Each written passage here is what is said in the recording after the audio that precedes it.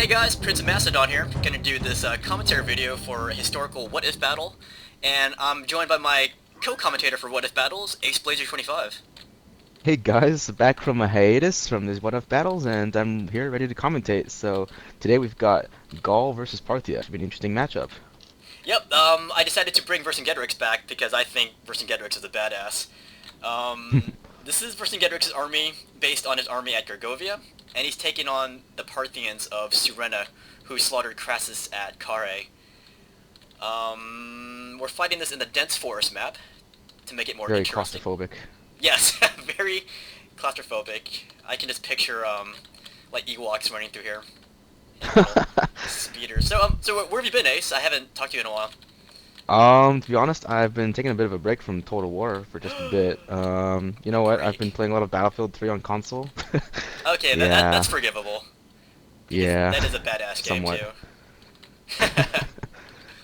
Uh, yeah, that's me. That's But you're still Ace. pumping up a lot of videos. Yeah, I'm trying. 2 or 3 videos a week, something like that. And you're still pretty active too. Yeah, somewhat. I'm trying to bring up my campaign video once a week. So yeah, I'll just do Awesome. what I can. Let me mention my army. This is the army of Gergovia, and what I do want to mention is that I kind of messed up because I found this passage. I think it might have been in Caesar's commentary where he says that the Gauls under Vercingetorix brought a lot of archers to the Battle of Gergovia. So my army is severely lacking in archers. The only missile unit I do have are these skirmisher warbands. So I just want to mention that. Right. So this army is going to be based on his army at Gergovia. Yep, and problem is, no one actually mentions his exact numbers for this battle for Mhm. Vercingetorix, but I imagine it's pretty small, based on the hints from Caesar's commentaries. Like, you know, he has a lot of archers. He had mainly a poor soldiers fighting for him, but he did have a sizable amount of nobles, which he lost at Gergovia. So, based on that, that's how I built this army for the Gauls. Okay. I think we Um, should take a look at Parthia's army before we yep. like lose track of them. Yeah, let's go Can't look at the find them right now. Parthians. This is, his name is Internal Flames. Um, and this is his army based, this is Surena's army based on his battle at Carrhae, where he slaughtered Crassus' Roman army. Ooh, lots of horse archers. Lovely horse archers. It's very strange to see them in this type of terrain. Isn't it? It's like, what are they doing here? They don't belong here. But yeah, this is Surena's army. Surena at the Battle of Carrhae, he had about 1,000 cataphracts and about 9,000 horse archers. And so I tried to make the proportions right. So I made the Gallic army about 2 to 3 times bigger than the Parthian army here. So Um, you only gave one cataphract unit to him? yeah, I gave him 1 cataphract unit. Uh-huh. It's actually kind of big though for this army. It should be less than what's seen here. Hmm. If anything, I should have given this guy more horse archers. But because of the proportions, I wanted it to be, you know, in proportion to the Gallic army. I think the Gallic army at Gergovia would have been 20 to like 30-ish thousand. So I wanted to show that the Gauls outnumbered these guys about 2 or 3 to 1. To 1. Do you remember the Roman numbers at Gergovia at all? Off the Yeah, I top think of he your had. head? I think Caesar had about 25,000, 30,000, something like that. It was Okay. slightly smaller than Vercingetorix's army. That's still pretty sizable. It is pretty sizable considering that his troops were very high quality.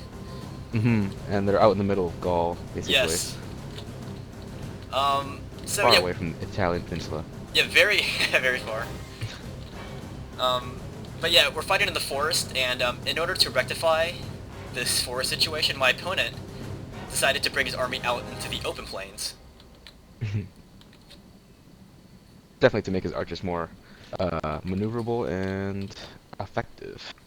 Yeah, he did that, and plus to make it, I guess, to bring me out in the open where he can see me better. Um, And to see his own troops better. yes, indeed. But one huge problem with this deployment is that he's right next to the borderline here. Mhm. Problem with that is it actually restricts his maneuverability. Like whenever I'm fighting these kind of battles against horse archer spam armies, what I want to do is corner them into the red line, and so by retreating purposely to the red line, my opponent did half of the work for me. And I see you've got your guys all like in loose formation, so it's pretty wide front you've got. Oh yeah, yeah. I stretched them out as far as I could go. Well, most of them. Reason why I did that is I didn't want him to run away. Yeah, I mean, I gave him less space to maneuver, basically, if he wanted to outflank me. And you shouldn't be too worried of like a cavalry breakthrough. There's not too much to worry about. No. It's a melee, I think. Just his cataphracts. Yeah. But I made his cataphracts fully upgraded, just to you know, to show just how awesome Parthian cataphracts were. Was this played at 15k? It was about 12k. About my army is yeah, my army is a few hundred more denarii more expensive than his. I'm actually gonna put the exact numbers before this video so the viewers can see beforehand. Yeah. And you got a decent amount of upgrades on your guys too. Oh yeah, indeed. Indeed. Just a heads up, this is my first time viewing as well for all the other viewers, so I'm viewing this live. Yes, alongside you guys. Yeah, this is live for Ace.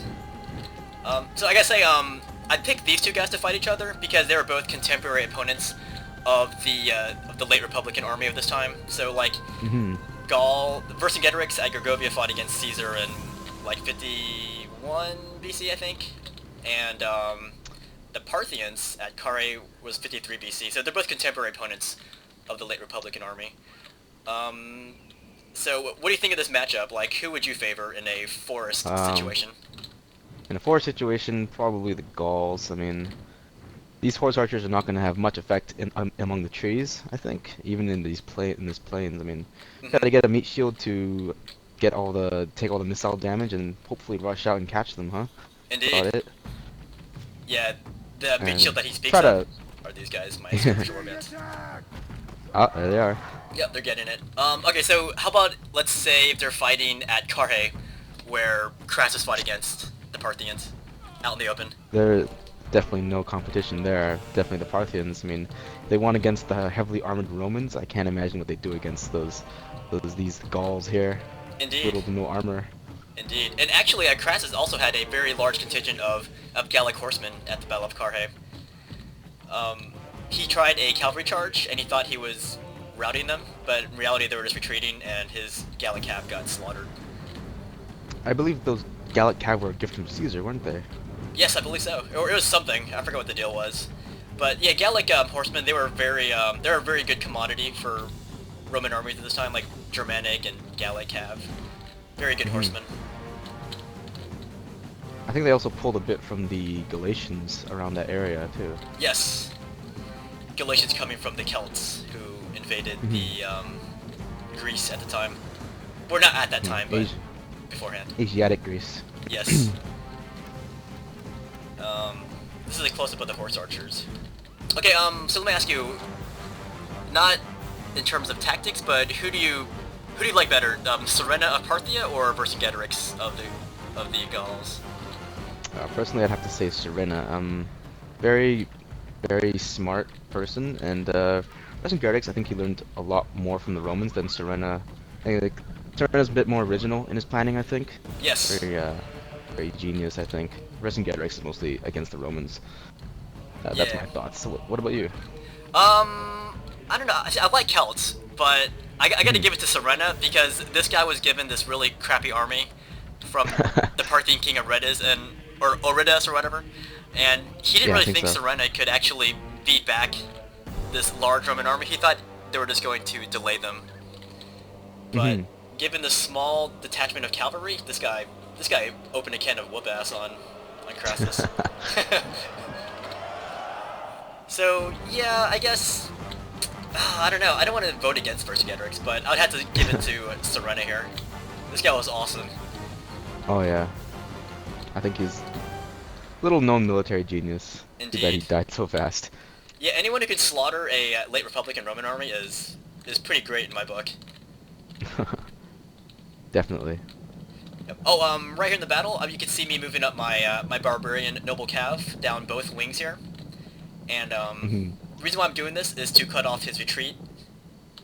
Later on, if he tries to retreat, then I have him cut off on the right wing here, and also on the other wing. I'm moving my cab both up wings. I'm pretty sure he missed that in the battle. On all sides. Doesn't look like he wants to move anyways. Yeah. I think he's There's not really content. anywhere else. Yeah, Yeah. not really anywhere else for him to go. Mhm. To be So honest, like there's no real open spot for him to just sit in to use his archers. So yeah, I think he put too much stock in the fact that I was using barbarians, and he didn't realize that it was just as hard for me fighting in the forest as it was for him. So I think he should have just fought in the middle of the forest where he can maneuver more. you get some good charges in, you'll rout the whole barbarian army. So. Indeed. And plus take advantage of his horse archers. But right now he kind of screwed himself putting himself in this little container here. He's very isolated in this pocket. Kind of just wasting his ammo against these this warband, this skirmisher warband. Yeah. Down to little to no troops. I was surprised he did that because I blatantly put these guys out in the open. And what, they're down to like 7 men and he's still shooting at them. Boom. So let me ask you, well actually I'll ask you later on. Sure. But I am reading this one book. I haven't really started reading it. It's called Rome's Wars in Parthia, Blood in the Sand. It's by Rosemary Sheldon, and she talks about every Roman conflict in Parthia, starting with Crassus, or starting with, Battle of Carrhae, leading all the way up to with these guys fighting the Parthians before the Sassanids took over. So almost like, this is like almost 1,000 years of conflict. That's crazy. Yeah, That must be a pretty interesting book. It is. I've read a few pages, but it's a pretty good book on this Parthians. But I think the Is it Parthians. pretty detailed? I don't know yet. Yeah, I got it as a present. I'd definitely like to read it sometime. But yeah, if you're interested in Parthia, then this might be a good book for you to check out. What are some like people who wrote about this era, like let's say original authors, I guess? Well, of course, contemporaries. the most contemporary author of, I guess, of the Vercingetorix time period would be Julius Caesar.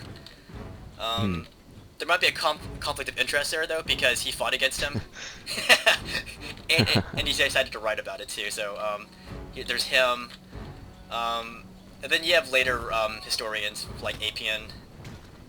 I think Plutarch wrote a lot about them. Yes, yeah, Plutarch wrote about Crassus, and Crassus fought against the Parthians. His tragic life. Yes, very tragic. So, anyways, I'm moving forward now with my next group here. These are my naked fanatics, and you can see what I'm doing. I'm just putting them up here to get shot by his arrows. And it's a sacrifice I'm willing to make, because I know these Parthians, they're like a superpower. So I'm gonna play the attritional game to take advantage of my superior numbers. And you're keeping your chosen swordsman in reserve here. Oh Very yeah. well armored. Indeed. If you can see where'd I put them? Oh my gosh, where are they? Way back there somewhere. Here they are. Yeah, I'm keeping them parallel to his cataphracts. Like whenever he moves, I'm moving my chosen swordsman with him, so that they That's can. pretty cool. Yeah, and you can see what he's doing now. He's charging his cataphracts in. He sees this loose line of naked fanatics, down to 47 men. He thinks a charge can take him out, and he's right. He does take him out. But now he's getting bogged down in this fight here. So I'm gonna charge my other guys in. And Oh, these guys are like a bunch of tanks here. yeah, You only lost one guy. yeah, these cataphracts are fully upgraded. But here comes some cavalry. Yeah, here goes Vercingetorix, leading the barbarian chosen warlord. Where's he at? There he is. That's Vercingetorix right there. He's gonna scoot out of there. He could have fought my guys, but if he did that, then he would get sucked into a fight with infantry as well. So I'm gonna keep chasing. You gotta pick that. Yeah, you gotta pick that critical point where like that's the one point that decides the whole battle, huh? Indeed, indeed. But I know cataphracts are heavily armored and they get tired, so I'm gonna keep chasing them. And Yeah, definitely want to tire them out. yes. And he wants to save his cataphracts, so he charges his nearest horse archers into my infantry. And he's still chasing my But general. here come your chosen swordsmen. Yes. Here they come. This is that reserve unit that Ace was talking about. And he's riding my infantry up there, but I've got more to spare. Because as I said, I have numbers on my side. So a huge fight happening here. Very decisive part of the action. But yeah, he lost a bunch of horse archers there. Probably an unforgivable amount. Oh.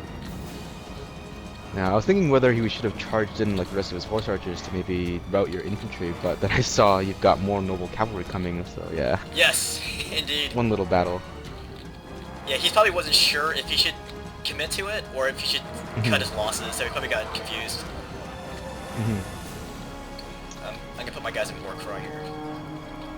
And I'm gonna charge after his cataphract still. And I see his horse archers in the way, which is perfect, because they can't go anywhere anymore. Yeah, as I said, he's got his guys right next to this border line, so they can't escape that way. And they can't escape this way because my infantry's there.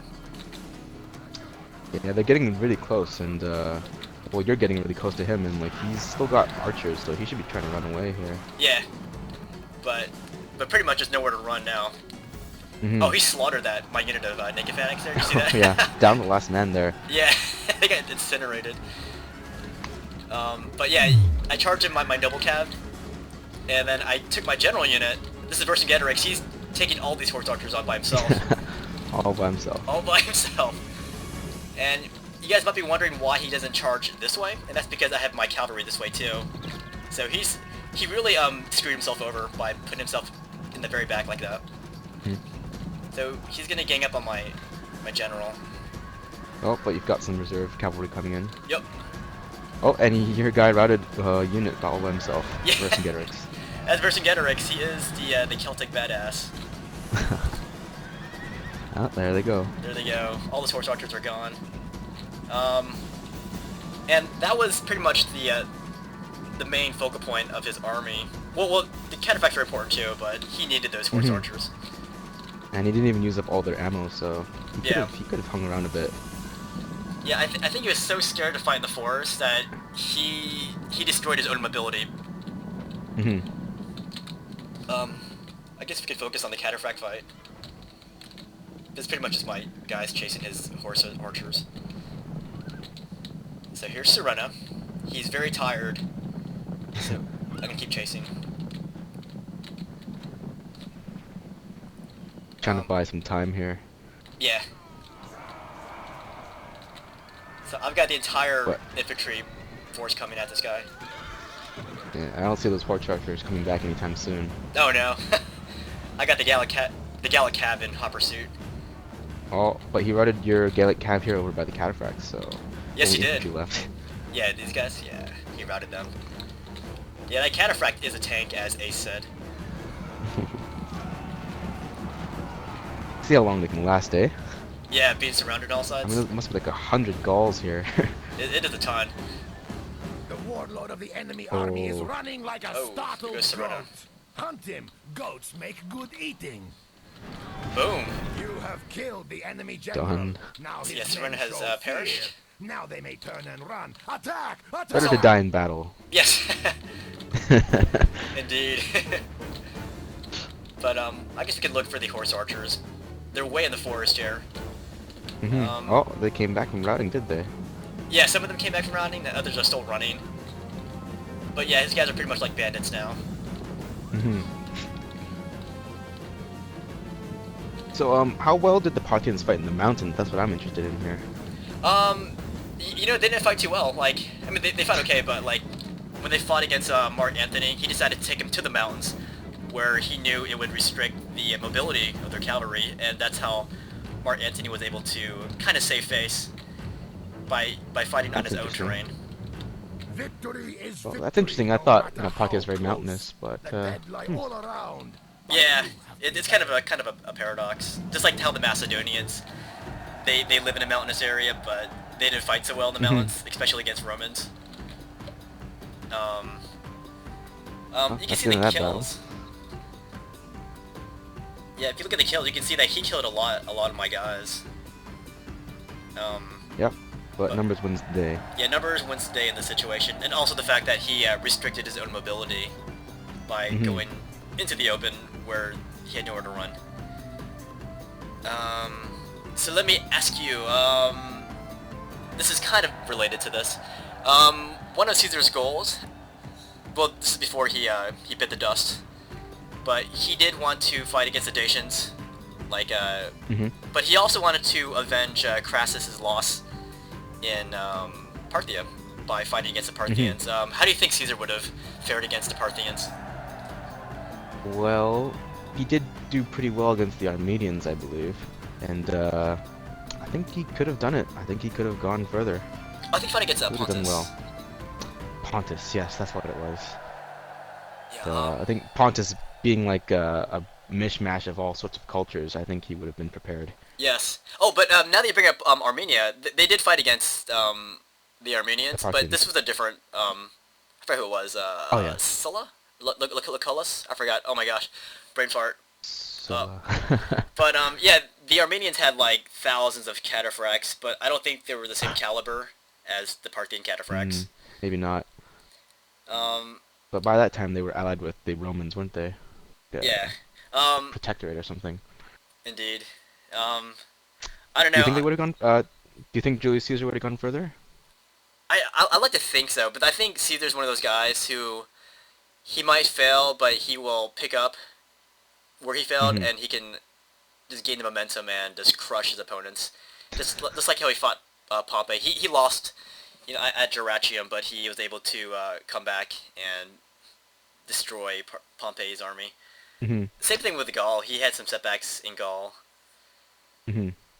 I know the Parthians were a much different prospect, though, having that many horses. And Yeah. like Caesar's opponents were mainly infantry based. But I don't know. I think if someone could have done it in that time period, I think Caesar would have been the one. But Yeah, lots of ifs though. yeah, indeed, and I think he would have been smarter not to. I mean, smarter in avoiding a fight on open plain against the Parthians. Yeah, take it to the cities. Take it to the cities. Yeah. Yeah. Parthians weren't as adept at like siege fighting. And Caesar loved to build his forts. Of course, of course. Yeah. All right. Well, any last words from you, Ace Blazer? Well, thank you for having me again on this co-commentary. Really appreciated it. Had a lot of fun. Yeah, me too. I'm glad I was able to find you again. Yeah. Yeah. I guess we'll see you guys for the next What If battle, and we'll talk to you guys later. And you can say, see you guys later. yeah. See you guys later.